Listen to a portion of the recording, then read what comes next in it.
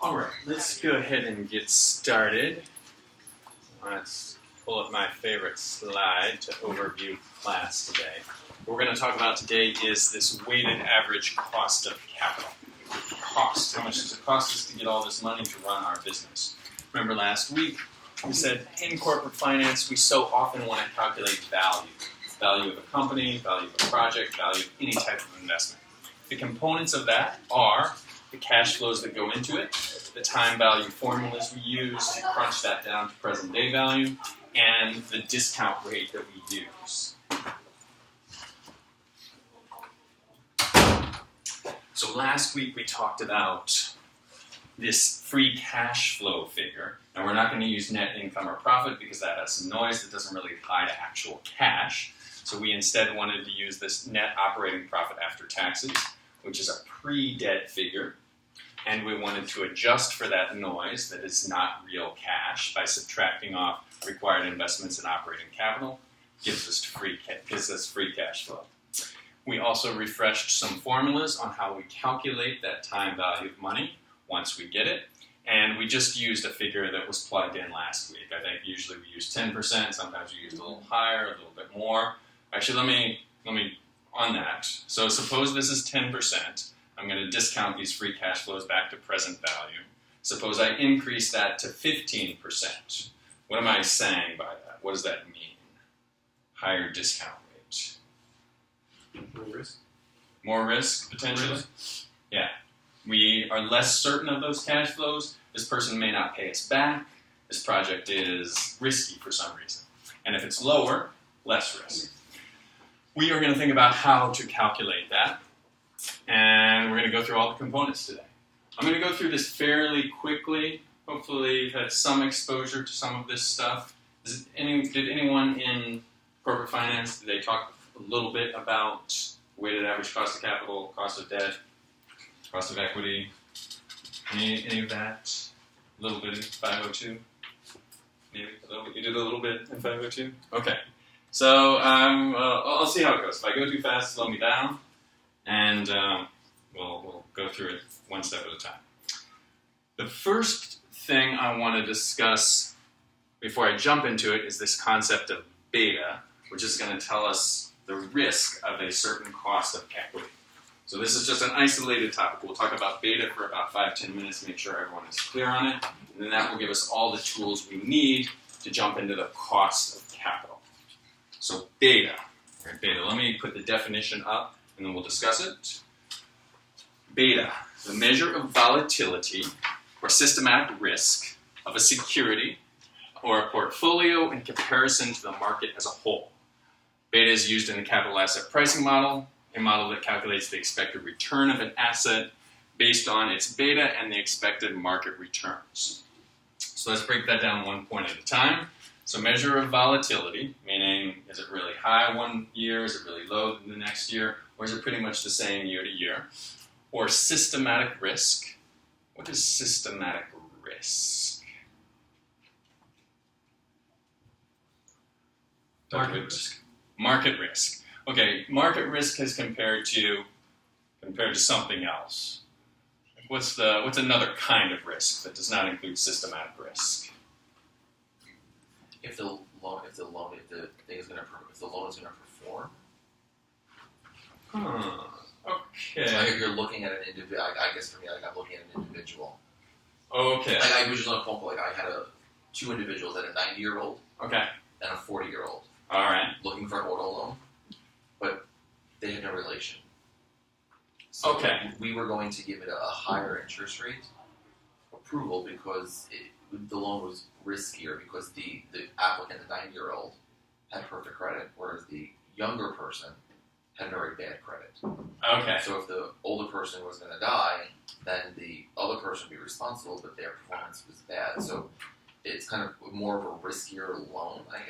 I like where you're going with that, and I think after I explain it a little bit more, let's come back to that, because I think it can tie in. What I mean by systematic risk is exactly what Greg said. It's the market risk. It does not include company-specific risk. So the risk of the whole exposure to the whole market. So if the market goes up, this company's stock will go up to some extent. Like gas, like now it's so low, so like the oil price, the oil companies are doing. Yes. Okay, so oil companies is a perfect example. Oil companies have a certain amount of systematic risk. If there's a less need for gas in the whole economy, then all oil companies are going to go down. So like That's- a hurricane or something to that extent, then there's a stop in production that's going to go up. Then everything goes up. So that's the systematic volatility, systematic risk of an oil company. Now, suppose one of those companies has a really crazy CEO who does self-destructive things. That is company-specific risk. Beta does not account for company-specific risk. This is the systematic risk, the amount of risk of this stock portfolio as it compares to the market as a whole. And this is going to tell us we're going to use this in calculating the expected return. So let me bring up the calculation, how we determine beta. This beta of an individual stock I, is this large P figure, it is the correlation. So the correlation between stock I and the whole market. If the whole market goes up, does stock I go up? Well, then it's going to have a high correlation. If the whole market goes up, does stock I go down? In which case it would have a negative correlation. Or it would have no correlation, zero. It could be zero. Times the standard deviation, the squiggly is standard deviation of the stock, divided by the standard deviation of the market. So standard deviation is another term associated with volatility. Is it really high one year and really low one year? In which case it would have a high standard deviation. Or is it pretty much the same year to year? In which case it would have a low standard deviation. So suppose these stocks are highly correlated. Maybe the correlation coefficient here is 1. When the market goes up, the stock goes up in perfect lockstep. But this security has a higher volatility, a higher standard deviation. Say it's 4, and the market standard deviation is 2. So it has twice as much volatility. So the beta would end up being 2. The market goes up by 10 points, this stock goes up by 20 points. The market goes down by 10 points, similarly, the stock goes down by 20 points. So beta has to do with the correlation between the certain stock and the whole market, and the ratio of volatility of the stock to the whole market. What you will need to know is how this fits into the capital asset pricing model. This, what we call the security market line, is the pricing part of the capital asset pricing model. It tells us how we would price a stock, what discount rate we would give this stock. If you tell us this company is going to have certain free cash flows over the next 10, 20, 30 years, we could use beta to determine that discount rate.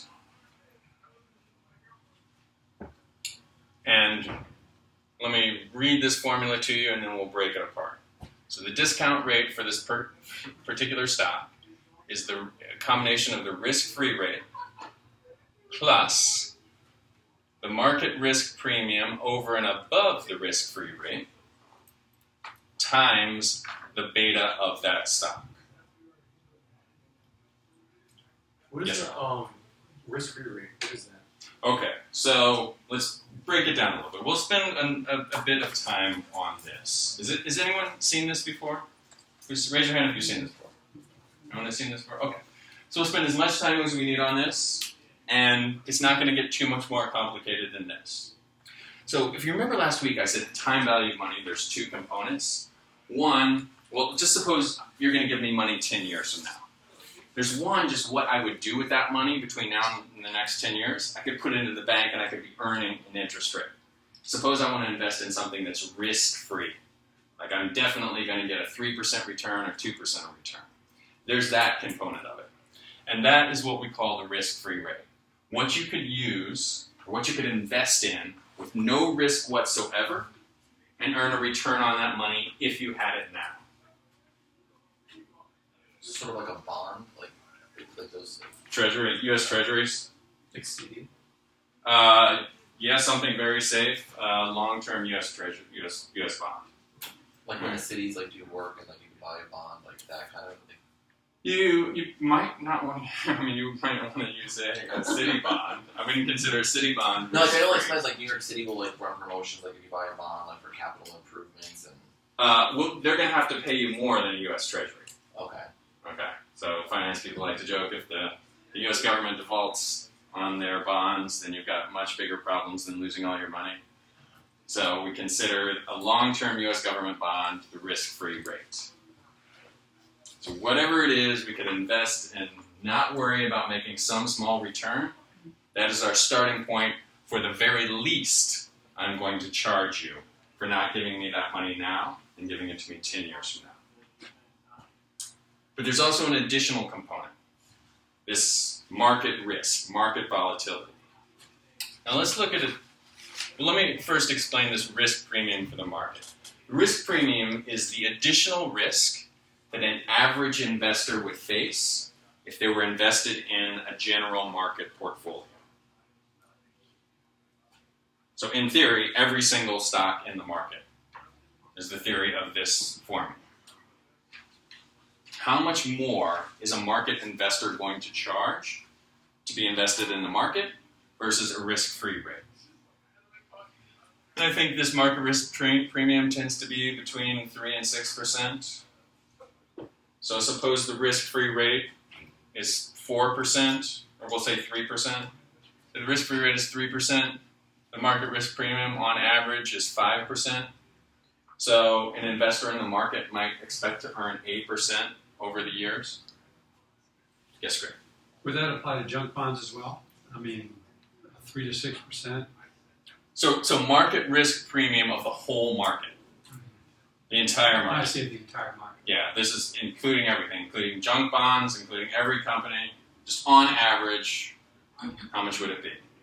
And a junk bond would probably have a higher beta than, and because beta is not really used with bonds the same way it is with equities. So we're talking right now pretty much just equities. So the market risk premium, the 3, 4, 5% that an investor will earn in the market versus just investing in a risk-free rate. And then the last component is the beta of this particular stock. So suppose this beta, the beta of this stock is 2. What do we know about that stock compared to the rest of the market? It's more risky. On order of twice as risky. So we're going to charge more for investing in that company than we are in investing in the entire market. Suppose the beta was 0.75. What do we know about that stock? Less risk. A little less risk than the average market? It could never be negative, right? Can a beta be negative? It gets less negative, it's less risky than any other bond. It says I don't think a beta. I'm going to get back to you on that one. I did not brush up fully on the nuances between correlation and beta, and if they can go It could be a negative. negative correlation, though. Right? Yes, you can definitely have a negative correlation. This can be between -1 and 1. So I guess it could be negative. So you have a negative correlation. You have positive. It just means Standard you're going deviation. different directions. Okay. You go totally different directions. Okay. So theoretically, this beta could be negative.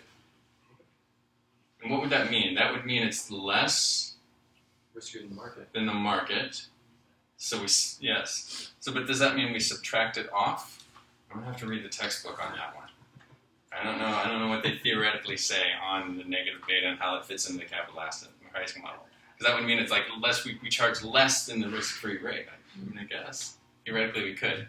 So the two components that we want to be aware of in the price we're going to charge this company, just the regular risk-free rate, and the risk associated with this stock compared to the market as a whole.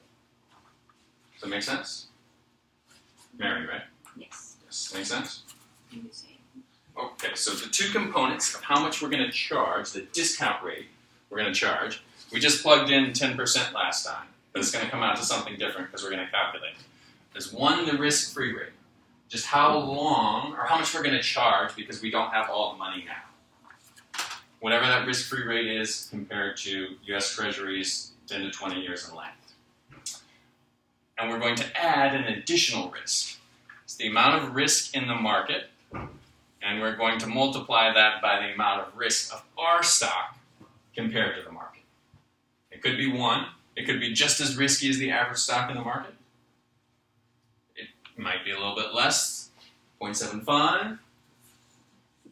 Theoretically could be negative. We're not going to worry about that for now. Or it could be bigger. We could have more risk for this particular stock. Make sense? Patrick? Okay. Yeah. Alexandra? Make sense? All right. Any questions so far? No. So let's take a look at how this beta correlates with return. So on this graph, we have beta on the horizontal axis, and we have required return on the vertical axis. And suppose the risk-free rate is 4%, so we could invest risk-free in a U.S. government treasury. As beta gets bigger and bigger, the required return for any stock, any security, gets greater and greater. So this is a large part of how we're going to calculate the cost of capital. Right now, you have a lot of information about how much you're going to discount those cash flows. If you know a company's beta, you know the average risk premium in the market. Go to Google average risk premium in the market, you'll get some estimates. And risk-free rate, by determining what could you invest in that would be risk-free over the long term. Let's take a look at another graph. Suppose you have a couple of fund managers. One of them we're going to call JJ. The other we're going to call CC. We have the beta of the portfolio of each of the fund managers. So JJ is managing a portfolio with a beta of whatever, 0.7. CC is managing a portfolio with a beta of 1.4. And this was their return at the end of the year. Looks like JJ had a return of about 8.1. CC had a return of about 9.4. All right, what do we think about the performance of those fund managers?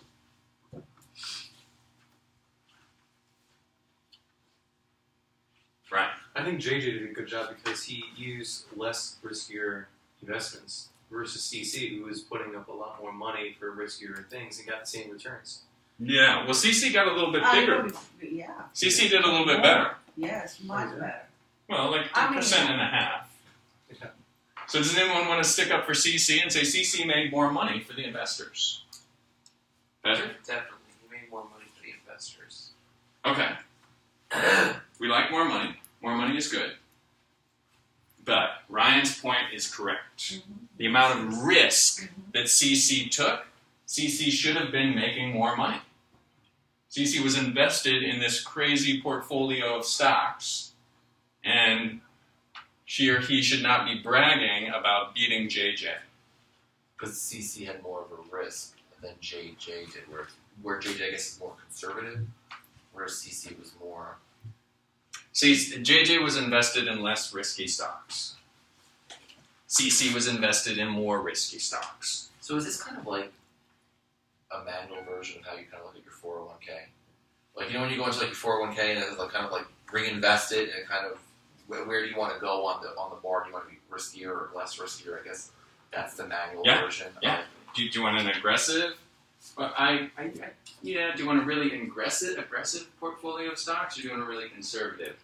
Often when you look at those financial statements, they might mean the mix of bonds and stocks, and they might mean the mix of large companies, small companies. I feel like it's less common where they would be saying specifically risky companies, but it's definitely possible. But we, as finance students, know the amount of risk that JJ was subjecting us to. We know the amount of risk that CC was subjecting us to, because we can look up a company's beta. We can look up what's in CC's portfolio. we can do a weighted average and we can say, look, your beta is 1.5. What's going to happen once the market tanks next year? All our money is going to be gone, profits are going to be down. And you're bragging about beating CC by 1 point this year. So, as investors, we don't mind extra risk as long as we can quantify it and get paid for it. So the cash flows from CC's company, we would discount at a higher rate. We would say less value here, more value here. Does that make sense for beta? Everyone make sense? Patrick? Good? Yeah. Okay. So that's beta. I spend a whole classroom on it, or whole class session on it in 502, but I think everyone has it. So we're going to think about how that fits into our cost of capital as a whole. And we're going to look at the different components, the cost of debt, and if we get a loan from a bank or we go to the debt markets, cost of equity. It's going to be a similar process we just went through with the capitalized up pricing model. And some nuances there with preferred stock versus common stock. And this is all, by the end of the session, going to give us this weighted average cost of capital. And then boom, we are just rocking and rolling with this graph. We've got the components we need to get to value. And you literally will have it. You literally will have the tools to evaluate companies and calculate a value for companies. By doing some searches on the internet, what is the average beta of the stock in this portfolio? What is the risk-free rate? What is the market premium? What are the interest rates on this debt that this company is servicing? And it's going to give you the figure you need for value. So, let's start with long-term debt. This could be, right, we're going to do long-term debt, then we're going to talk about preferred stock, then we're going to talk about common equity. Those are the three different capital sources we're going to look at, and we're going to see the cost with each. And we're going to start with long-term debt. Long-term debt, loans. You may go to Bill and ask for a loan. You may go to the capital markets and sell debt securities. You have a broker that will sell a piece of paper that says, this company owes you $1,000, and this company is going to pay you 6% interest every year on that debt. Like a factor? What's that? Like a factor company, like that buys the debt. And then... Yeah, like anybody. I mean, Apple could do it if they needed to. If they needed more money, they could say, we're going to sell debt securities. We're going to go to an investment bank, and we're going to sell our debt. And we're going to send whoever owns that debt interest payments. The broker's going to take a little piece. And we're going to see what sort of interest rate the public is going to charge us. Are they really confident in our ability as a company, in which case they're going to charge us a low interest rate? Probably for Apple. Or do they think we're a risky company, are they going to charge us a really high interest rate? Now, debt. The debt holders have this first claim on assets. What does that mean? Goes bankrupt. Okay, so spell that out a little bit more. The company goes bankrupt, they still owe people money, whatever's left in their assets, so it would go to the long-term debt holders first. Yeah, first as opposed to the equity holders. So the debt holders are first in line to get their money back if the company goes bankrupt. So if you have a company that has a building, a bunch of tractors, a bunch of inventory on the shelf, you go bankrupt, the debt holders are the first people to get that back. If there's any money left over, then the equity holders get money. Doesn't it also go with who's on, like, I guess who's in line, like certain people, certain, I guess, companies that have, like, because like, for us, like on a mortgage, we're the first one on there. So if a company goes bankrupt, we'll get the money over, let's say, somebody else, because we're number one on the title. Yes, so Bill, it brings up a point that even within the debt holders, there's an order there. Is that that's what Yeah, you're it's like saying? a pecking chart. Like, I get my money first before, like, when they liquidate Yes. everything, we get it first, and then so on and so forth. Absolutely. But in general, the debt holders are first, and within the debt holders, there's a certain order. And the important takeaway, we can use it with either example, is if I am first in line to get my money back, am I inclined to charge you less interest or more interest? Less, right? So Bill, if you're the first one in line to get your money back, you're going to charge a little bit less interest. The people behind Bill are going to say, wait a minute, you have to give him all his money back. I don't know if there's going to be anything left for me, so I'm going to charge you a higher interest rate. So having the first claim on assets will entice a company, an investor, to charge a lower interest rate. Tax deduction. There's also a tax deduction that companies get on interest payments. So I used the example earlier. Suppose Apple issued debt and then they paid interest to their debt holders. Apple gets a tax deduction on that. So there's a benefit to Apple for issuing debt. It costs them a little bit less money to service that debt, and they save money on the cost of capital. So, a couple of methods. How are we going to determine what debt rate and what the cost of debt for a certain company is? Well, 3 methods we'll go over, and then we won't worry about these different methods after that. We'll just use given data. Method 1, ask an investment banker what the coupon rate would be on debt, on new debt.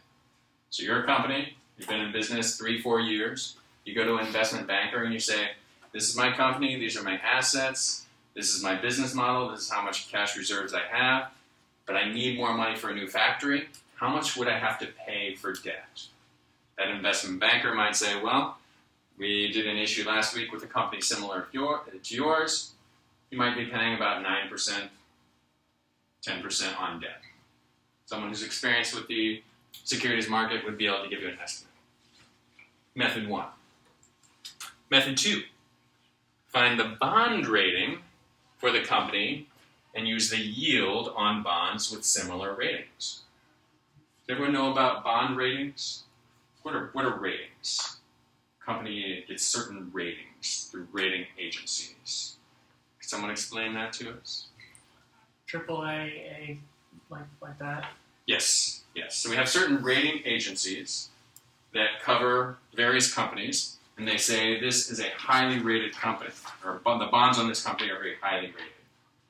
Does everyone remember that fiasco 3-4 years ago when U.S. debt was downgraded? Right, one of the rating agencies said we're going to downgrade debt because the politicians can't decide how they're going to pay for this or that. That was a big deal. We're no longer, I don't know what happened since then. Did we go back up? We went back up, okay. But for a while, they downgraded our debt. And I just mentioned earlier that we used U.S. Treasuries as an example of something that's risk-free. But for a moment, they downgraded our debt.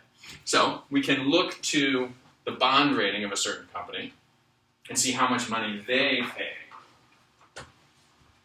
How much interest they pay. Method 3, find the yield, not coupon rate, on the company's debt if it has any. So if you're looking at a company and they have already issued debt, what is the yield on their bonds? Now, what's the difference between yield and coupon rate? No. So coupon rate is mathematically the amount of interest I will pay an investor. So if you loan me $1,000, and the coupon rate is 8%, I'm going to pay you $80 every year. That's the coupon rate. So suppose I sell Bill a piece of paper that says I owe him $1,000. Now suppose over the years my company starts losing money, my CFO says there are some problems, yada yada, my company gets more risky. Bill is now holding a debt security that says I owe him $1,000. He says he doesn't want it anymore. He wants to give it to Ryan.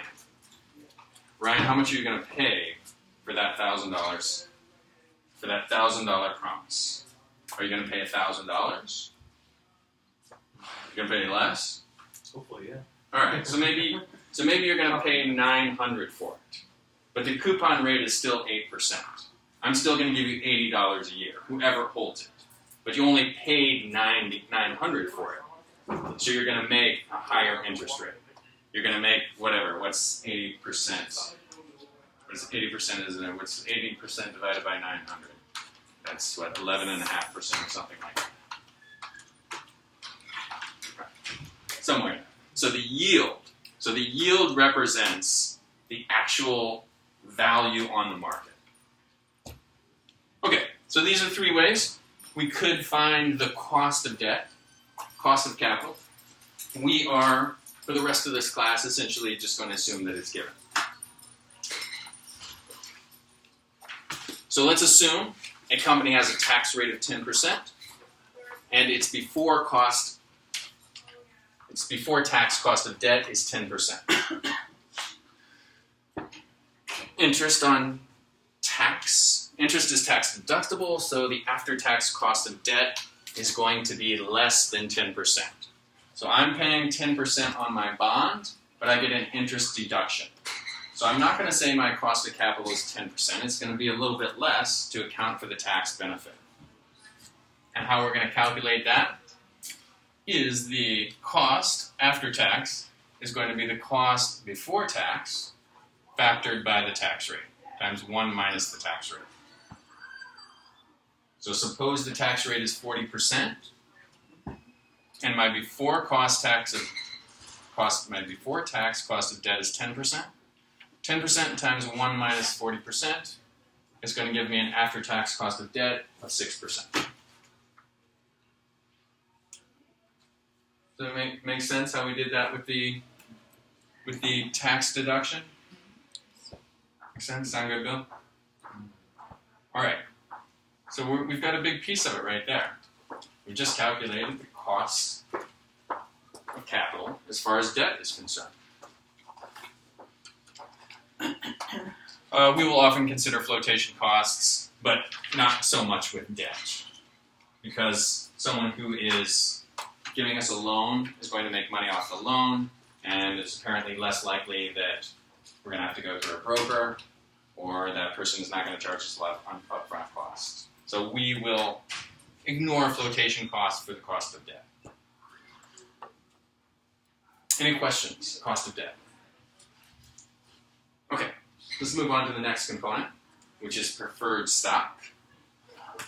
Preferred stockholders are a little bit different than common stockholders. First of all, preferred stockholders have a second claim on assets. Debt holders have the first claim. Preferred stockholders have the second claim. So, being a preferred stockholder, just knowing that much, you might suspect that a preferred stockholder would charge a little bit more for interest than a debt holder, but not quite as much as a common stockholder, because they are second in line to get their money back. Preferred stockholders do not have voting rights. Common stockholders have voting rights. We'll talk about that in a minute. Preferred stock often pays a fixed dividend. It's just the way capital markets have developed. Preferred stock generally pays a fixed dividend, and we're able to calculate the cost of preferred stock based on a dividend. It's not always contractually guaranteed that a company must pay a fixed dividend to preferred stock, but very often they do, and they are deathly afraid that if they do not pay that fixed dividend, the market will freak out. So companies will very often try to be consistent with a preferred stock dividend. And it's helpful for us because we can look at that fixed dividend and have a really good idea of what is the cost of that equity, the cost of that capital. Apparently flotation costs are high, so we will think about how to figure that into our formula. And our formula is, let me look at all these components. This cost of our preferred stock, this RPS, cost of capital for us, is going to be based on the dividend per share. We're going to divide that by the price per share, and we're going to factor out flotation costs.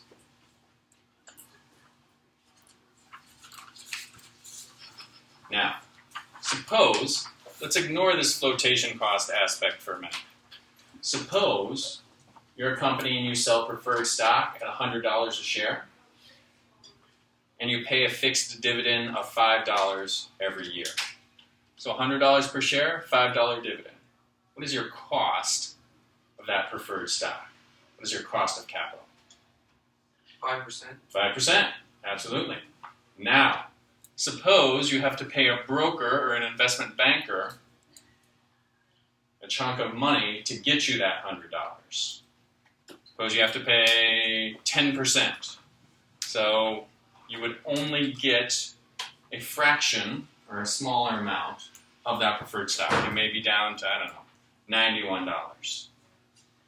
But you would still pay that fixed dividend of $5 on $91 capital investment. And so your cost of capital would go up a little bit. Whatever 5% divided by 91 is. Maybe it's, I don't know, 8%, something like that. Close to 0.6. That's 6%. 6%? Okay. Okay. So this is our preferred stock formula. I think was there. Yes. Let us do an example. Suppose we have a preferred stock that we're going to issue. We're going to go to an investment banker, say we need preferred stock. Or we've already done a preferred stock issue, we just need some more. The cost is $116.95. Suppose we're going to pay a 10% dividend, fixed. Now suppose, okay, yeah, there's one thing, so don't mean to confuse you, but the par cost of this preferred stock is $100. So it's a $100 certificate of preferred stock, but since we issued that certificate, our company has experienced success, and now the price of preferred stock has gone up to $116.95. And suppose to get the investment banker to issue more preferred stock, we need to pay a 5% flotation cost. So let's use the formula, and let's calculate out our cost of preferred stock.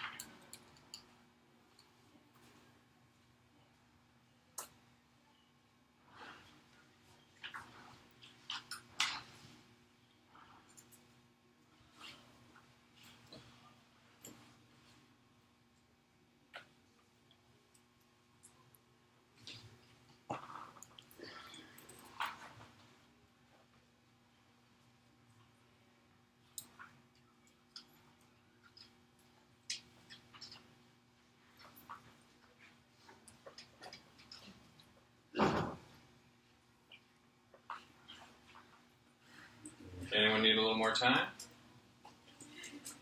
All right, 9%, sound right? Okay. So any questions on preferred stock? We are 2/3 the way there. A little misleading because common equity is a little more complicated. We've got a good chunk of that, the tools we need to solve that cost of capital. Just a couple quick notes. Apparently flotation costs for preferred stock are high, so we will reflect those in our calculations. Note that preferred dividends are not tax deductible. Just like interest payments are tax deductible, preferred dividends are not. So we do not do a tax adjustment. All right, common equity. What is common equity? The real fun stuff. Common equity is just investments in the company, shares of the company, the owners of the company. And the owners of the company get voting rights. You own the company and you control the company. So how is that going to affect the management's desire to keep common equity holders happy? How would that affect their desire to relate with them? How would that affect their desire to give them a desirable return? They just want to, right? You know? The owners of the company. They own the entire company.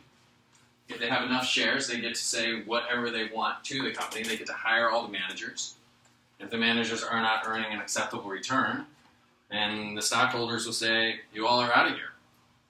We're bringing in so-and-so. We're going to sell. We're going to do something else. So, investors in the company in common equity will want their return, just like everyone. They'll sometimes be more active in having a say of what the company does. If the company doesn't have any equity shares, they may want to issue new shares. We'll talk about that in a few weeks, how we do offerings. The company could also use retained earnings. So there's two ways that this company could use equity investments. One, it could go to the capital markets and do an offering and say, we need more equity investors. Here's a share in our company. You now own our company. Or they could use retained earnings. Does everyone know what retained earnings is? Retained earnings are? Ryan, what are retained earnings? It's the amount of money that they're going to give back to the investors. It's retained. Oh, okay. Are they going to give it back to the investors? No, though? they're just going to keep it. No, they're going to invest it in their company, I guess. Okay. It's profit. It's previous profit added up over the years. So, if a company uses that previous profit added up over the years, the investors are still going to demand a return on that. We'll talk about that in a little bit in one moment. Now, common equity investors have the last claim on assets. They have the most say sometimes in running the company because they have voting rights, but they have the last claim on assets. So just based on that, they might want a higher return. They're going to be inclined to say, I need a higher return because I'm taking more risk. If anything happens, the company goes bankrupt, the debt holders are going to get their money back, so they may require a lower return, but I'm a common equity investor, I want a higher return because I have the last claim on assets. Now, let's get back to this idea of retained earnings. So I'm running a company, I decide I need more money, and I want equity investors.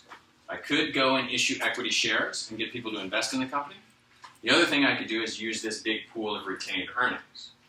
Now, might I get the bright idea to say I'm just going to use past profits and retained earnings, and it's not really going to cost me anything. I don't need to earn a return on that money. Might I say that? Sorry, could you repeat that? So I've got this retained earnings, just profit accumulated to the company. All right, over the years, I've done well. Profit has built up, and I say, you know what? I need $10 million to build this factory. I could go to the capital markets and say I need $10 million worth of equity investments, and those equity investors are going to say, all right, I'm only going to invest in your company if I have an idea that I'm going to earn a return based on probably the capital asset pricing model. And I might say, well, that money is going to cost me something. Instead, I want to use these retained earnings, which is just profit sitting in the company. And the investors, or the owners of the company already, they're not going to notice. They're not going to notice that I'm not really earning a return on that money. And I'm trying to trick you with this question. The investors are going to notice that you're not earning a return on that money because the investors want that profit themselves. Because they're going to see that the profit's not there anymore. Yes, so they're going to see the They financial see the statements. financial statements every year. So let's say there's $10 million in the next year when you do your financial statement. There's going to be $4 million. So where'd that other $6 million go? They're going to see it, and you're going to say, well, I invested in this Property. property, and it's not really making any money. It's not earning a return. And so the investors are going to say, well, why don't you just give that money back to us? That was our money. Just give it back to us, and we'll earn a return elsewhere. So whether you use retained earnings or whether you go to the equity markets, you still want to consider that money that has a cost, money that you have to use to earn a return on. But wouldn't you rather use if you have, let's say, $10 million sitting in the bank and you're only getting 1% interest on it, wouldn't it be more beneficial for the company as a whole to use their own money, build the project, because obviously that project is going to increase the value of the company. So I guess in the long run, Yes. Yes. Use that money. And I realized as I started explaining that question, and Patrick asked me to rephrase the question, I hadn't really covered this point. Yes, use that money, but the only thing is you have to earn a return on it. You can't make the mistake of saying, I'm going to use that money and I don't need to earn a return on it. well, if you're going to be using it to increase the capital, or if you're going to be using it to enhance the business, then doesn't that go hand in hand? I mean, if you're building a bigger factory, let's say, that factory is going to help you produce more product. That product is going to help you gain more income. So Yes, Yeah. yes. And again, like I said, I realized that I had not really covered this thoroughly when I got some questions on it. But what we're calculating right now is what is the cost of that money? What is the discount rate that an investor is going to discount the cash flows we promise? maybe Is it it- might be is- cheaper to use is it somebody eight- else's money than our own. Yeah, it's tempting to think that, but what we're going to realize, or we're going to determine, is that it's the same. Whether we go to the equity markets and say we need an extra $10 million from you and we promise this much return on your money, or we use reinvested earnings, it's the same thing. Will that be because if you take a loan out from the bank, similar to a mortgage, if you write off your interest on your taxes. So if the business is taking a loan out from the market, that interest is being written off on their taxes. So they're not really paying interest on it because they're getting that money back on their taxes. Am I right or not? So will the company's cost of that debt is going to be slightly lower Because they're getting that tax because deduction. they get a tax deduction. So the bank charges them 8%. What's our cost of that capital? Maybe 6%? Okay? So we know any money we get from the bank, we need to at least earn 6%. To make it an even wash. To pay them back their money and have profit for us. Now, equity investment is a little deceiving in that the equity investors don't demand an 8% cash payment every year, but they will want an appreciation in value. They will want their stock value to go up more than 8%. They want it to go up more than 8% because they are in a risky situation. They don't have the first claim on their assets, on the company's assets. They have the last claim on the assets. So they're going to want more of a return. And they're going to want a return if we go to the equity markets and say, here's new shares, give us money, thank you. They're also going to want that return if we use retained earnings. Does that make sense now? I know I sort of dived into that issue without really explaining where I was going. Because retained earnings could be reinvested, this profit that's built up. We could just give it back to the stockholders, or we could use it for a new project. And investors could use those dividends to invest it somewhere else. So there's this opportunity cost if we use if we use retained earnings. That is, we are depriving our stockholders of the opportunity to invest that money elsewhere by using retained earnings. Does that make sense now? Okay. Yes. To his point, I would keep the retained earnings because it's more of a cushion for valuations. They're going to see, he has more money in his account, and I'd rather use money from the market to stimulate the market, to help the market out, and actually have more leverage. Oh, okay. That's my point of view. I mean, you could That's use your more money in your account, but I'd rather save it. And But then with that being said, what happens if you're looking for, as a business, if you're taking out all these loans, then you It become does a affect credit riskier rating, yeah. business where, you have all this debt out there. Your debt to income ratio is going to be out of whack, and then you're now going to be riskier, even though you might have $15 million in the bank. then your asset ratio is going to be out of whack too, because you won't have as much retained earnings. Earnings. So it's a give and take. We'll talk about this next time, where if you're taking out a bunch of loans, you're increasing your risk profile, and the banks are going to say we're going to charge you more, and the equity investors are also going to say we'll charge you more.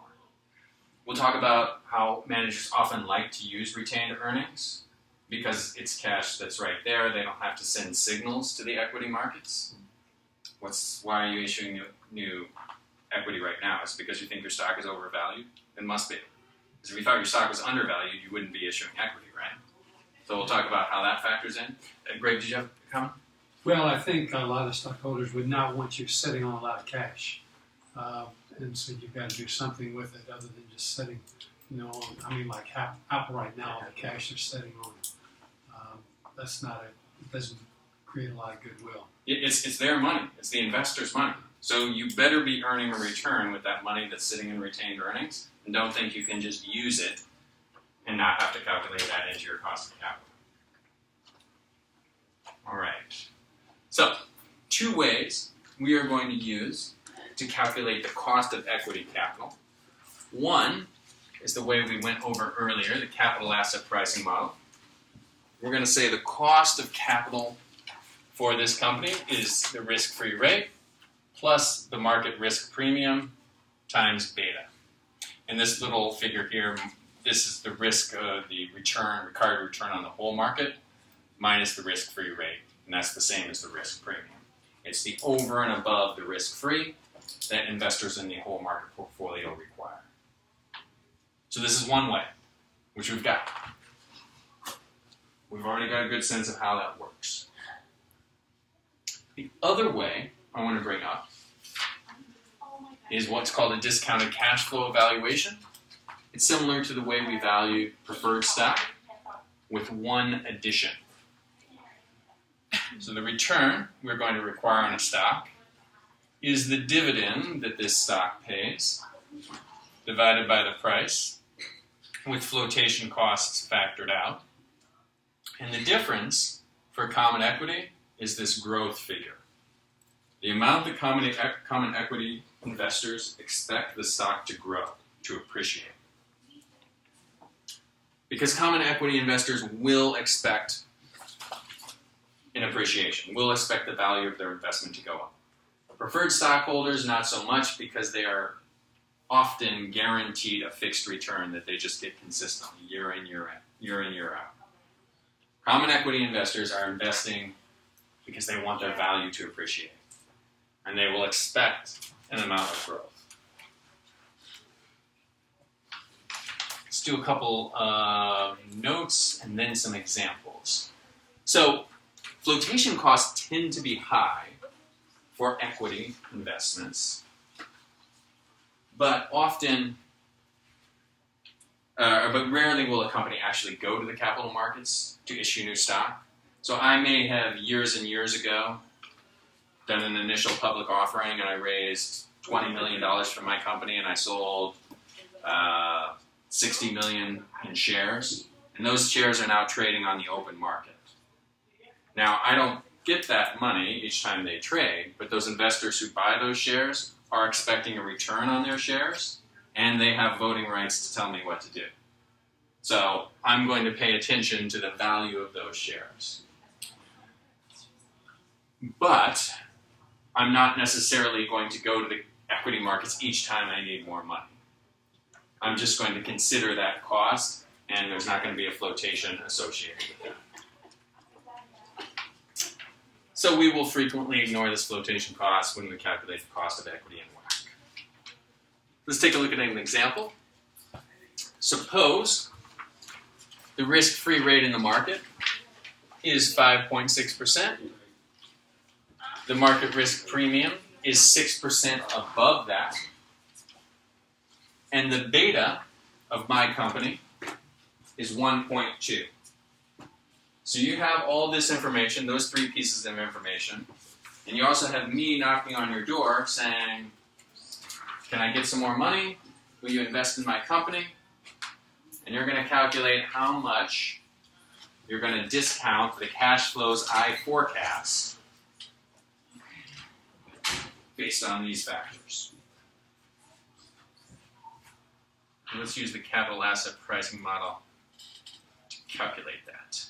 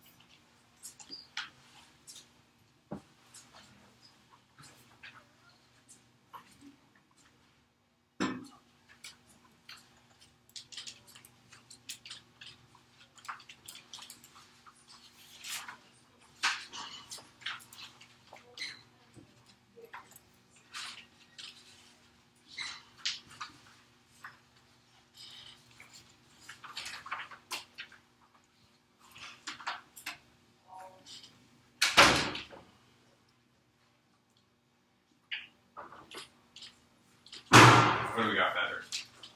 80%. That's not quite what I guessed. Everybody else? 12.8. 12.8%. There's punched the wrong key. So we've got the risk-free rate at 5.6%, and we've got the market risk premium 6%. We're 1.2 is our beta, which means we're slightly more risky than the average stock in the market.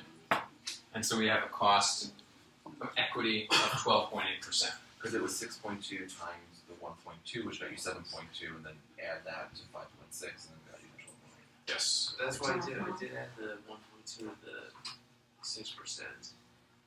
And you. Then I added the 5.6%. No, you So 1.2 times 6%? That's what I did. Why was I not supposed to? Yeah, you're supposed to Yes. multiply it. you're supposed Six to do six this times for 1.2. and then add the 5.6. Yeah. And you use What did you get? 12.6? This is what I got. There's just I much. just got that by not doing something. There's I much- got that same answer. If you do, I think what you did is if you do 6 times 0.12, I just got that answer. Yeah, you just need to get fluent with your calculator. You probably punched the wrong key or something in that. But the answer is 12.8%. All right, let's look at a couple of notes on CAPM before we do a discounted cash flow example. Most analysts use the long-term rate, 10 to 20 years on government bonds, to estimate the risk-free rate. So thinking long-term risk-free rate is the equivalent we will usually calculate. Yes, Ryan. So you wouldn't use any short-term rate at all? Only long-term? Well, short-term rates fluctuate, though. That's the thing. It may not be a good indication of the long-term risk-free rate. If we're in the middle of a recession, some crazy things might be going on. So generally, long-term rates, more stability. Most market analysts use a rate of 3.5 to 6 for the risk premium, according to your textbook.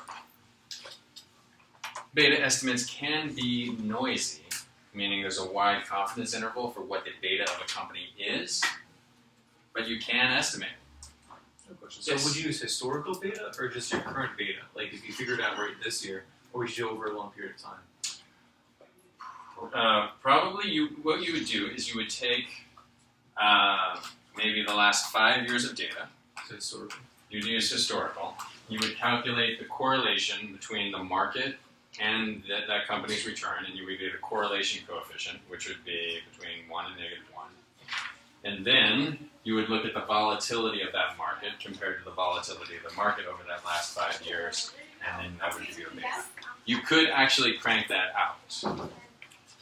More likely, you would Google various sources. How can I find the beta on this company? Yahoo Finance, Value Line, Morningstar may have a specific beta on each company. Great. I think most of the time on betas they use 3 and 5 year ratios on betas. Past 3 and 5 year Past returns. historical, 3 and 5 year. Yes, absolutely. Okay, so let's look at a discounted cash flow cost of equity example. Suppose I don't want to use the capital asset pricing model to determine this cost of equity for some reason. Maybe it pays a consistent dividend, and that's going to give me a reliable figure for this cost. I also want to isolate this growth factor, because maybe the stock's not worth a lot now, but I expect it to grow because of the industry it's in. Let me point out a couple things to you before you work this calculation. So the return we're going to require is the price of the stock right now. Suppose we were selling it, how much would we get right now? Now this dividend, we're going to think about the dividend that we'll pay next year. Because it's changing, because the common equity investors will expect an appreciation, they might expect an increase in the dividend. So anytime we're doing a time value calculation, it's the amount we receive right now and the amount the return we're going to get, or the amount we're going to have to pay next year.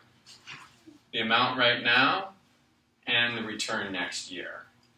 We could have done this with the preferred stock, but we didn't need to because we assumed preferred stock paid a fixed dividend forever. But when we're using this model, we need to think about it. So how are we going to calculate the expected dividend next year? We think the dividend this year is $3. The dividend this year is $3.26. What might the dividend next year be? What might the equity investors demand for a dividend next year?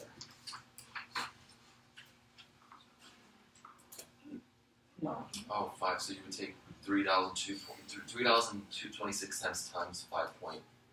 We would add a growth rate, 5.8%. So to get the dividend next year, 326 times 1.058. We know the price now is $50. We know the flotation costs are 0. And we know the growth rate our investors are expecting is 5.8%.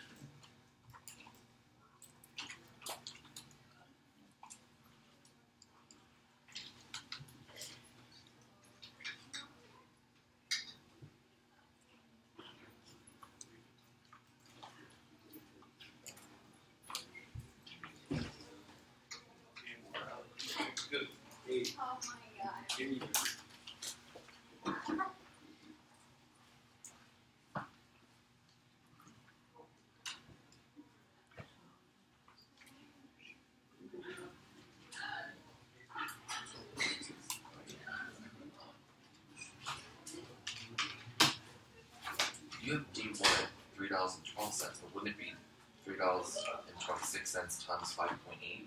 Yes. And that would give you $3.44. There is a misprint. Question is the whole thing wrong? The denominator is fine. It is fine. All right, what did we get? You got 12.6? No. I got 12.68. 12.68? Yeah. Okay. I'm going to go with 12.68. There's a slight error in my calculations. Thank you for pointing out, Bill. I put $3.26, $3.12 rather than $3.26. Oh, that's. So sorry about that. So the correct answer I is don't have the same. Wait, where did you get the 6.6% from? this Yeah, it's That wrong. is- Yeah, me too. I got it wrong. this whole thing, It's The wrong. D1 divided by is 6.1%. 60. It's 0.0688, yeah. So Yeah. This 0.66. calculation is wrong, that's gonna be wrong too. Yeah. That's what he's saying. You do that first part first, and that gives you the best part. So I did. nothing on your notes is wrong. Nothing on the notes you have in front of you is wrong. So you do this part first. So you do I got that. Okay. I think you get that plus 0.58. 5.8. Yeah. 5.8. Got it. Okay, so we get the answer 12.68%. Okay, so 12.68% is the correct answer. And I'll correct this and put the revised version on Blackboard. And I forgot to mention that all my slides will be on Blackboard. If you ever get in a situation where you forget what happened in class and you need the actual answers. Oh, and actually, you've got them. I know that. You, Yeah. you printed out my Before. Yeah. you printed out my slides on Blackboard, so what happened? So yours are there's a mistake on yours. Yeah. And you've now got it corrected. Did you do this on purpose? Leave out this? Yes, I left that out for you all to calculate. So like I mentioned, you can either circle the correct answer when we talk about it in class, or you can get on Blackboard and you can see the correct answer, except in this case. For a couple hours anyway. Okay. let's talk about estimating the growth rate. We'll talk about that for about 5 minutes, then we'll take a break. So how are we going to estimate this growth rate of 5.8%? Well, we could use the historic growth rate one way. You could think about some analyst estimates. What are the stock analysts who are covering this company? What do they expect the growth rate to be? You could also use something we'll go over right now, which is the retained earnings model. We'll go through this retained earnings model example, and then we'll be at a good point in our material for the night to take a quick break. Retained earnings model. So suppose you're a company that has a return on equity of 15%. And you've been paying out 62% of those earnings as dividends. So, when I started this company, however many years ago, I got $10 million of equity investments. I got you all, suppose, to invest in my company, I got $10 million. And the first year, I returned $1.5 million, 15%. And I gave you back 62% of that in dividends. And I invested the rest in my company. Given just that information, what would you expect my growth rate to be?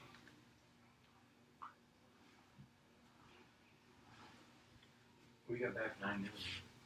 9.3 million. Well, I kept the 10 million. Yeah. I kept the 10 million, I made 1.5 million, and then I gave you, oh, that's right, you're right, I'm sorry. So, The 62%. but I'm paying you 62%. Yeah, so you're taking that out of the 5 million. Out of the 1.5 million that I made. Yeah. I gave you 62%. That's what I give you. The rest is going back in my company, which would be 38% of that profit. For 2 months. So, might you expect that 38% that I'm keeping to factor into my growth rate? Yeah. Right? So the money I'm giving you back in dividends, that's not going to help me grow. It's going to make you happy, but it's not going to help me grow. So the 38% I'm keeping, that's what's going to factor into my growth rate. So, suppose I could calculate growth rate this way. 1 minus 62%, which is the 38%. I'm going to multiply that by my consistent return on equity of 15%. So I'm going to get 38% of that 15% as a 5.7% growth rate.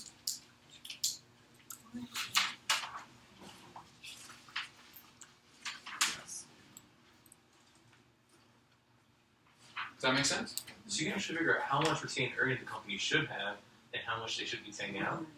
So just looking at how much they earn. Well, should, I don't know, these questions of should have and should be paying out. Well, I don't even know if they're ethical. The management is going to say, we need to keep that money because we've got a great project coming up next year. And we're in an industry where we're at a 2-3 year cycle. We don't want to have to go back and ask you for more money. We want to keep it.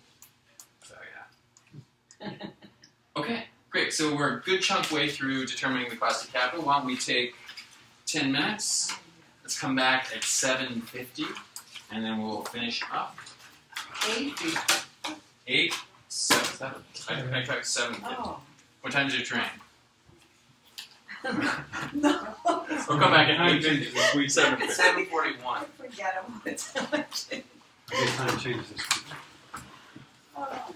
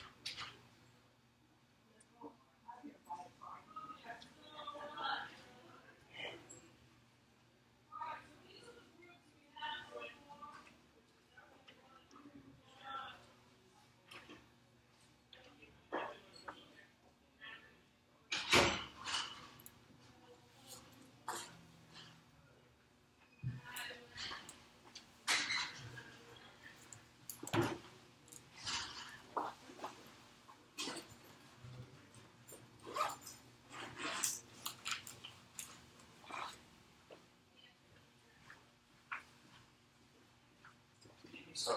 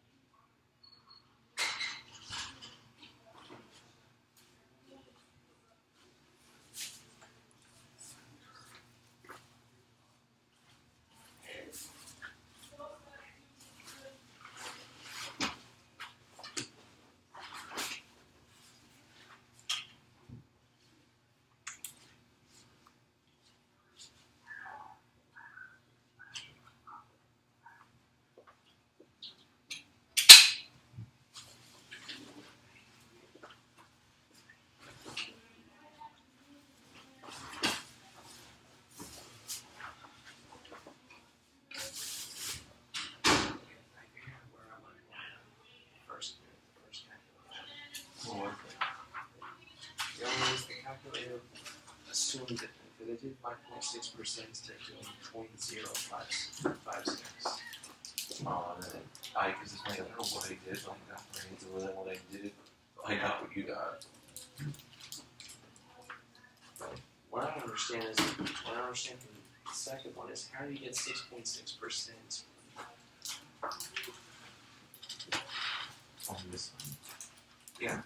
So the answer is 3.44 divided by 50. So we take 3.44 divided by 50. You'll get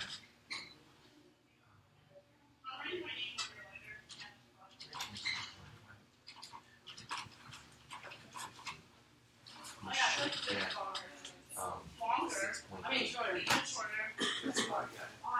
and then do 6.8 times 5.8 plus this 6.8 plus. What's your work around here? Yeah, I'd say consulting. What about you? We do 6.8. I go to university. 5.8. What's that? I'm a full-time student. Oh, is that right? You undergrads in finance. My calculator's different No, because it actually, doesn't read the it's not. decimal point. I'm Yeah. one Yeah, down. I'm thinking I need to get a financial. Oh, Spanish and social science. Oh, really? Wow. What made you want to get an MBA? Well, I'm on this National Financial Board, Oh, okay. and I thought it'd be good for me to get an MBA. Cool. So, actually, I have 12 degrees. 12. Wow, what other ones? Well, I've got a law degree, A JD? PhD, JD, Okay, there's a reason why I PhD, got I 6.6. got 2 masters, 3 master's degrees. It's wrong calculation. That's It's, 500. It's screwing out. he did punched it 3.12 versus 3.26. That's I'm a why. former university It's all. president, Wow. Yeah. That's cool. City College of New York, and University of Cincinnati. It's impressive. Wow. I'm actually trying to get into law school. Right. Pace. Oh, PACE, is that right? Yeah, I'm trying to get in Have you there. taken LSAT? I'm doing that in June. I'm trying to find a good program. All these programs, like there's one that actually is at Pace, which is like $16,000 for a program. I thought it was a little expensive, so I found them online for like $300. What should you go GPA? 3.9. 3.1. 3.9. You should be going to PACE. No. I was thinking about Pace. You put it Winnipeg, better. Yeah, what you could get into. You get in Fordham, you could not even LSAT. That's what your Once phone's you ring. get in the interview, Phone's you're smart. Mom. You It's just, I don't know how You need logic. I don't know about logic Thank games. you very Those much. logic games, I was doing a few of those. Those are Yeah. pretty should take a practice test. I mean, I was talking for it. I went from something like 48,000 to 10,000 1 year. really. on LSAT. Took it once. Okay, let's go ahead and get started. So we've accomplished a lot so far. Oh yeah. We've thought about getting capital from 3 different sources: from debt holders, from preferred stockholders, and from common stockholders. And we thought about how much they would charge us. And that's just from the point of view of the company. We could also look at this as a point of view from an analyst, analyzing how much a company is worth. We could look at their cash flows and say, well, how much should I discount those cash flows by? And we've done the 3 components. All we need to do now is put them together. We need to think about the weight of each component, and we'll just do a weighted average. We'll get something called the weighted average cost of capital, WACC, and that will be our cost of capital. And that will be the 3rd piece of determining the value for a company. So let's think about weights. The weights are the percentages of the firm that will be financed by each component. Maybe we're going to be 50% debt, 50% equity. If possible, always use the target weights for percentages of the firm that will be financed by various types of capitals. We'll always use target weights because what happens is, suppose we're a 50% debt company and 50% equity company. As the equity fluctuates, it could change significantly. And we could say, well, even though the market is really high right now, we want to look at the target weights because that is the risk profile of this company. This company is a 50% debt, 50% equity company. Even though it's a little out of whack right now, we want to evaluate it as if it is because that's the way they intend to be for the long term. So we'll use target weights. Now, suppose we're looking at a company trying to determine the cost of capital for that company. Stock price is $50. Suppose we have $3 million in stock, $20 million of preferred stock, $75 million in debt. This gives us all the information we need to determine the weight of each component. So we've got $150 million in stock, $50, $3 million each. $25 million in preferred shares, $75 million in debt. Gives us a total of $250 million. That is the value of the company if we add all 3 components together. Given that we know the company is worth $250 million altogether, we can get a percentage of each of those. We know the weight of stock is 150 divided by 200, 60%. Weight of preferred stock, 25 million divided by the 250, 10%. The weight of debt, 75 million divided by 250, 30%. We are so close. We are ready to plug all that into the weighted average cost of capital formula. All right, let's go through this step by step. So the weighted average cost of capital is the weight of debt. I think we calculated that 60% in the previous example. The cost of debt with the tax adjustment, because we get a discount on interest payments, or the company does anyway, plus the weight of preferred stock times the cost of preferred stock, plus the weight of stock, common stock, times the cost of preferred stock. In our example, we just calculated 30% debt, 10% preferred stock, 60% equity. Furthermore, earlier in class, we calculated, or we were given a 10% before cost of debt.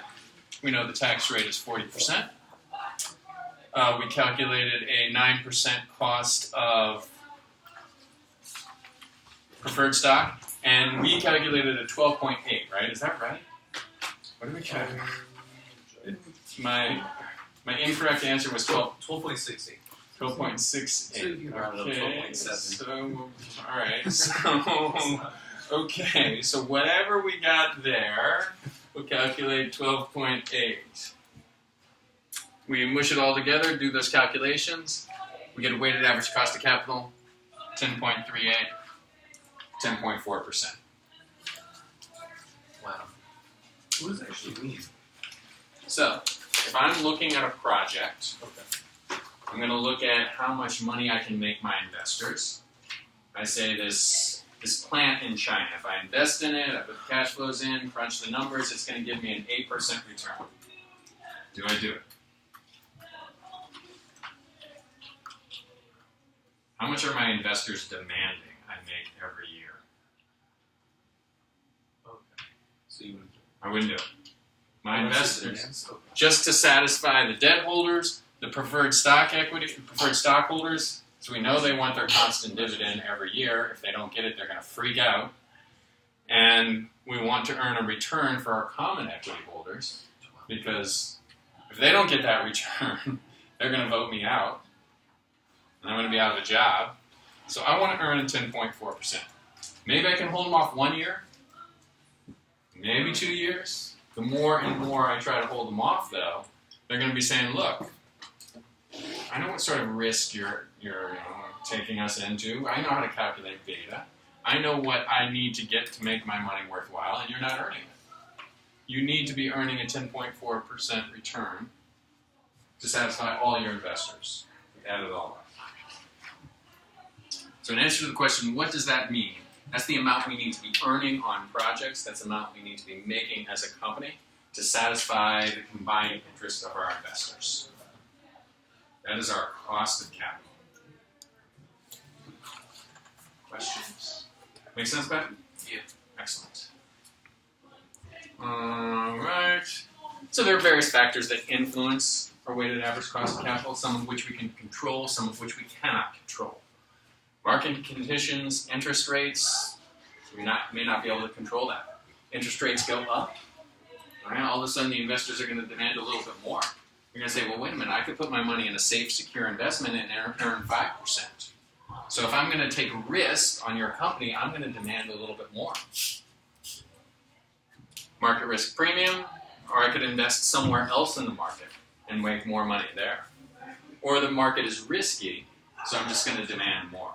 It's been a tough financial time for everybody, and that doesn't mean you're going to make less money for your investors. It means your investors are going to say, if I give you money, I want more of a return. Tax rates, other factors that you can control, capital structure policy, which we'll talk about next time.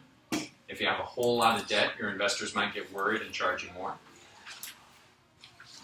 Dividend policy, if I'm paying out consistent dividends, my investors may take that into account and may demand less of a return. Investment policy. If I'm investing in really risky projects, my investors are going to want a higher return.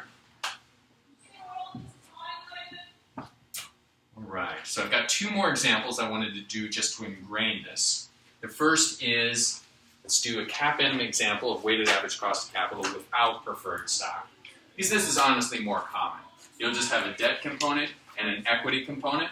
I wanted to include the preferred stock component just to give you exposure to that. But more often than not, you're just going to have debt and equity, and that's going to be your weighted average cost of capital.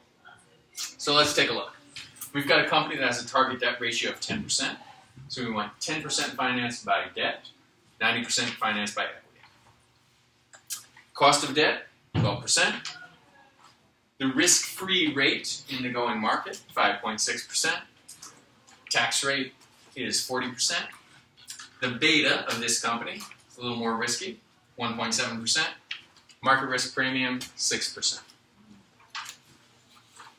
So let's start by calculating the cost of stock, and then we'll calculate the cost of debt, and we'll put it together in the weighted average cost of capital. So let's crank out the cost of stock, RS. We've got the risk-free rate, we've got the market premium, and we've got beta.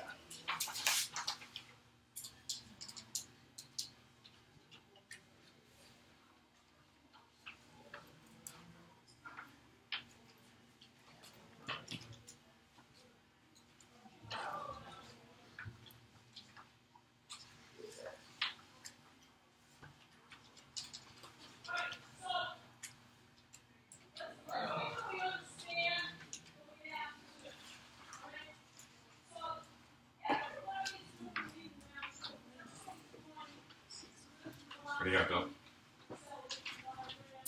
Something different. Yeah, I know. Get something more like this. Only one of us can be right. Hopefully it's me. Knock on something. All right. Did anyone get this as an answer? Right? 15? 15.8? Excellent. So we've got a risk-free rate of 5.6%. Yep. We've got a beta of 1.7, and we know the market risk premium is 6%. So our equity investors are demanding 15%, 15.8% return. So wait, so I got the 5.6 Yes. plus 6%. Times 6 times 1.7. I'm just going to give a So slide. wouldn't it be minus RF?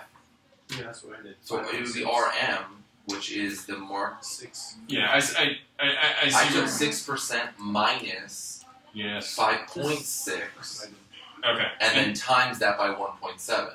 Okay, and I realized as I was looking at this that I may not have explained this carefully. This is the return in the entire market minus the risk-free rate, and we were given the risk premium, which is the return in the market minus the risk-free rate. Oh, okay, so we So- just okay. Yeah. If we were given the risk in the entire market minus rather than the risk premium, but because we saw the term risk premium, we know that's over and above the risk-free rate.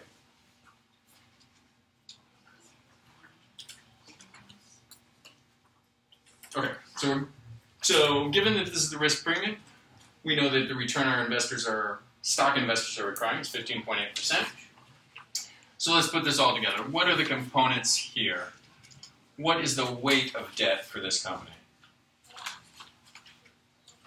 We can do this together. What did we say the debt ratio was? Target debt ratio. 10%. 10%. So this is going to be 0.1. And what's the before cost of debt? 12%. And we know the tax rate is 40%, so that's going to lessen it a little bit. We're going to add that to the weight of stock, which is what? If the weight of debt is 10%, what's the weight of the stock? 0.9. 0.9, exactly. And what is the cost of stock? 15.8. 15.8. All What right. was the WS? 0.1. Oh, No, 0.9. Oh, okay. 0.9. My bad.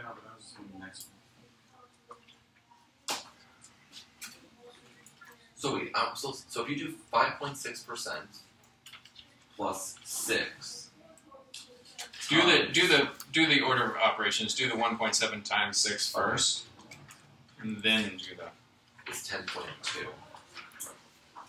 then plus 5.6. Okay.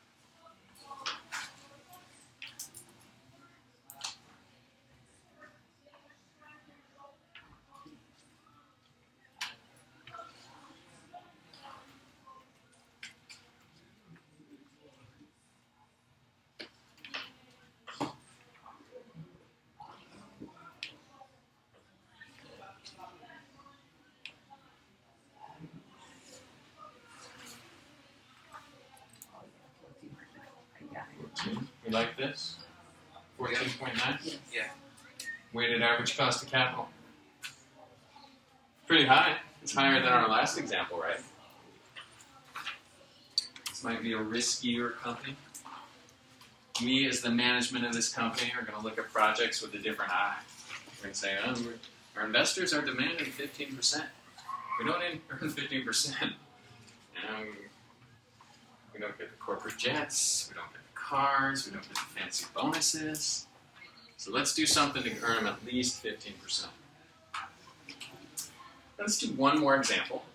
Calculate the cost of new issue. This is just the cost of stock, but I want to give you a chance to practice that discounted cash flow method, where we can add the growth component.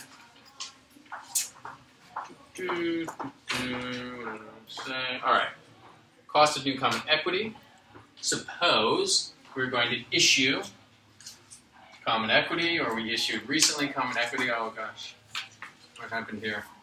Well, so let's just, while you're working this one out, I'm going to do some calculations to see if I came up with the correct answer. I think I see what might have happened.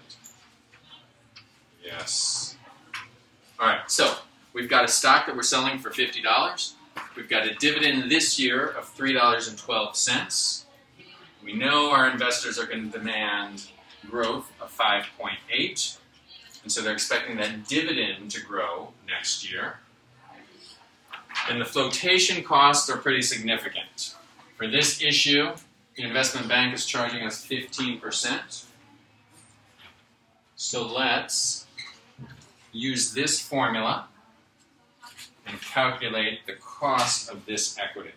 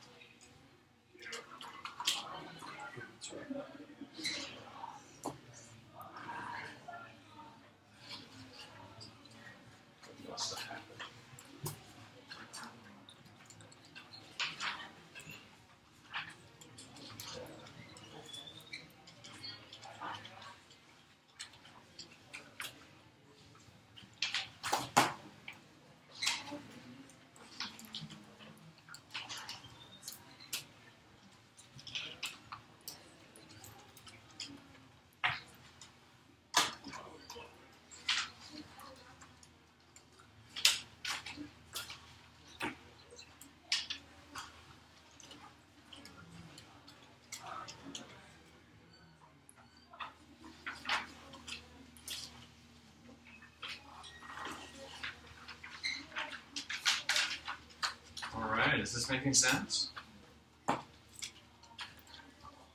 13.6% seem right?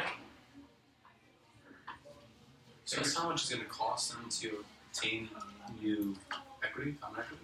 It's this 15%. That's how much we're going to pay the investment banker. Okay. But once we get that money, the people who bought it, they're going to want 13.6% at the least. Maybe even more. If we earn them more than 13.6%, bonus time. I'm stuck on the bottom. So you did $3.30 Okay.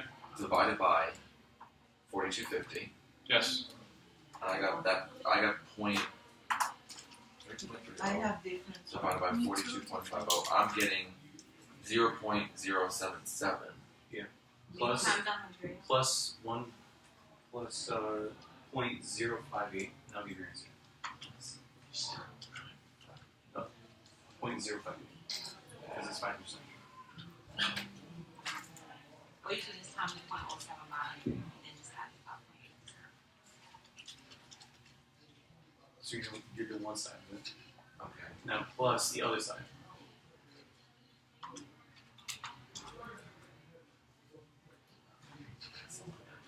You got it? Maybe is it? 0.58. Yeah, because this is going to give you a decimal, and this is in percent terms, just for simplicity. Apparently not. It's not working though. It's not simplicity with a calculator like this, Yeah. unfortunately. Well, Yeah, I'm gonna have to get this to see. Yeah, I need one of those. Any questions on this? All right, fantastic. So what I'll do now, I'll be around for a while. I can stay as long as anyone needs to go over any of the homework problems that were due last week or this week if you want to work on any of those. Or we could go over any of the quiz problems that were for the quiz you just took today. The homework, were we supposed to send that in for email or anything? That's more for us, right? It's all for you. Oh, I mean, so the And homework yes. is the answers. Or the homework is very similar to the question. Yes. Bill pointed out that the homework is very similar to the quiz, and if you're good on the homework questions, then you should be You're good on the quiz. And then on the final too, right? Yes. Yeah. Absolutely. So one thing leads into another. Yes. good. All right, but if you don't have any questions, I'll see you next week. But I'll be here if we're going to go over anything on the No, homework. I have to wait now because the trip. I have to be. It's too early for me then. Okay. Well, we can go over the one question you got wrong on the quiz. Oh yeah. the only one I got wrong. I don't even know which one. True and false question. Do you know which one I got wrong? Because they don't show me. I mean, I don't know. It does, like when you. It should. Yeah, that's important. You should be able to access your previous Yes, answers. it's good. Is through there the any quiz. way, I like to print it. Then. when you I like when you got You that just the gotta go to last your question, grade, hit the grade, and It- pop ups. the time bar Got in the way. Yeah, that was got in the way. Yes. Because you answer a question, it'd be Yes. like moving So down. you kind of like had to like so the timer, even if you shrunk the time bar so you didn't see the time or anything, so you had to like pull the question up. Okay. I just wanted to know. I thought maybe it was even formatting. Like I didn't know if it was. Like, 'cause I was using Google Chrome, and like I didn't know if it was.